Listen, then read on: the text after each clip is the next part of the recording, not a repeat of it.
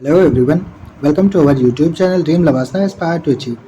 In today's prelims dose, we are going to discuss a very important topic for prelims, that is Dabba trading.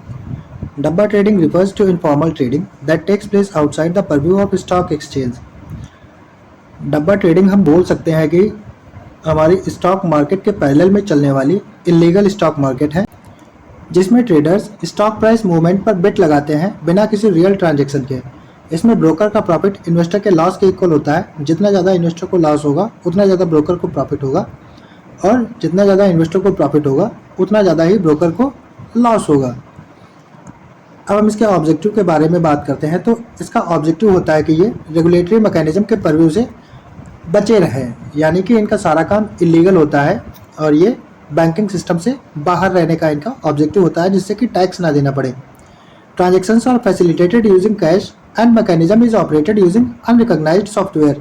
Transaction जो होता है वो सिर्फ cash में होता है, और इनकी जो मैकेनिज्म होती है वो किसी अनरिकॉग्नाइज्ड सॉफ्टवेयर से चलती है, जिससे कि ये ईडी की नज़र में ना आए। It can also be facilitated using informal या कच्चा रफ रिकॉर्ड। इसको इनफॉर्मल या कच्चा रफ रिकॉर्ड से, सौदा बुक से यानी कि ट्रांजेक्शन बुक से, चालान से, डीडी रिसीट से, कैश रिसीट से, alongside bill contract notes as proof of trading. Proof of trading के लिए ये सारी चीज़ें भी यूज़ कर सकते हैं, जैसे कि कच्चा रिकॉर्ड हो गया, सौदा बुक हो गई, चालान हो गया, डीडी रिसीप्ट हो गई, वगैरह वगैरह। लेकिन कुछ भी फॉर्मल या लीगल नहीं होता है, सारा कुछ इलीगल ही होता है। लीगल स्टेटस की बात करें तो SEBI does not guarantee the settlement of such a trade. SEBI इस टाइप के ट्रेड के सेटलमेंट की गारंटी नहीं लेता है। The operator may default if the losses are significant. अगर उसके नुकसान ऑपरेटर का ज़्यादा हो गया तो वो डिफॉल्ट भी कर सकता है।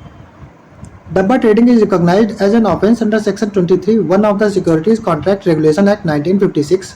SCRA 1956 एक्ट के सेक्शन 23 क्लॉज 1 के अंडर डब्बा ट्रेडिंग को ऑफेंस की तरह रिकॉग्नाइज किया गया है, और अगर किसी को ये ऑफेंस प्रूव हो जाता है तो it can invite imprisonment for a term extending up to 10 years. 10 साल की इससे जेल भी हो सकती है, या 25 करोड़ का फाइन भी हो सकता है, या फिर दोनों ही हो सकते हैं।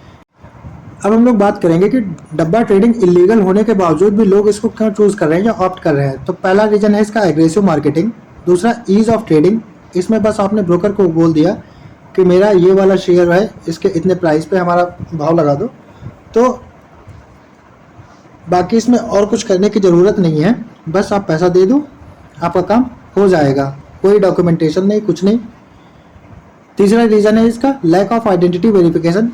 कोई इसमें ये नहीं पूछेगा तुम कहाँ से आए हो, इंडिया के सिटीजन हो नहीं हो, तुम बांग्लादेशी भी हो तो भी डब्बा ट्रेडिंग कर लो, कोई दिक्कत नहीं है। अगला पॉइंट है brokers keep their fees and margins open to negotiation. Broker जो होते हैं वो अपना फीस या कमीशन जो है वो ऊपर नीचे भी करते रहते हैं। ऊपर नीचे का मतलब जिसको जिस हिसाब से मैनेज कर लो, जो कस्टमर जाए, अगर बोले कि हमारे चाचा विधायक हैं तो वो थोड़ा कमीशन कम कर देंगे, इस टाइप का। अब हम लोग इसकी वर्किंग के बारे में बात करें तो ये काम कैसे करता है। इन्वेस्टर जो है वो डब्बा ट्रेडर के पास जाता है, और डब्बा ट्रेडिंग जो है वो does not adhere to common investment routines. जो हमारे कॉमन इन्वेस्टमेंट रूटीन होते हैं, जैसे कि नेशनल स्टॉक एक्सचेंज में आपने पहले अपना पैन कार्ड, आईडी कार्ड सब कुछ दिया, उसके बाद में अकाउंट खोला, वो सारी चीज़ें इसमें नहीं होती हैं। और ये कोई एक्चुअल स्टॉक खरीदते भी नहीं है कस्टमर के बिहाफ से, बस बात से ही काम हो जाता है। इसमें इनकी बात ही पत्थर की लकीर होती है। Posing as a stock broker, the dabba operator enters the trade order into his laser.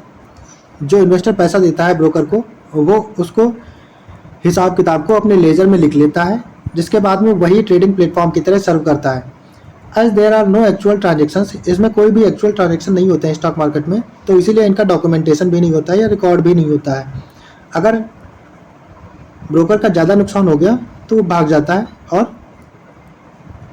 सरकार को इस ट्रेडिंग से कोई टैक्स भी नहीं मिलता है। अब इसके नेगेटिव आउटकम्स क्या क्या है या रिस्क क्या क्या है।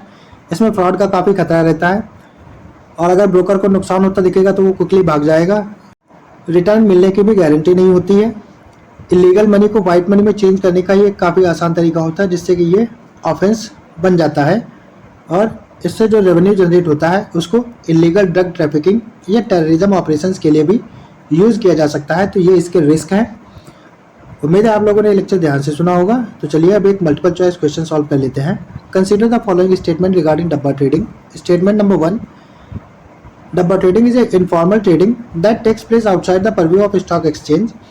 Statement number 2, brokers profit equates the profit of investor and vice वर्सा।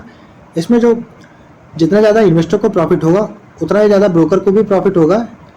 और तीसरा स्टेटमेंट है, no need of identity verification for investment in dabba trading. डब्बा ट्रेडिंग में आइडेंटिटी वेरिफिकेशन की कोई ज़रूरत नहीं है। Select the correct option from the following. Option A, only one statement is correct. Option B, only two statements are correct. Option C, all statements are correct. And option D, all statements are incorrect. आप लोग comment section में अपना answer दीजिएगा। जिसका answer सही होगा मैं उसे लाइक कर दूंगा। Thanks for watching our video. Please like, share and subscribe our channel. Keep studying, stay blessed. Have a good day ahead.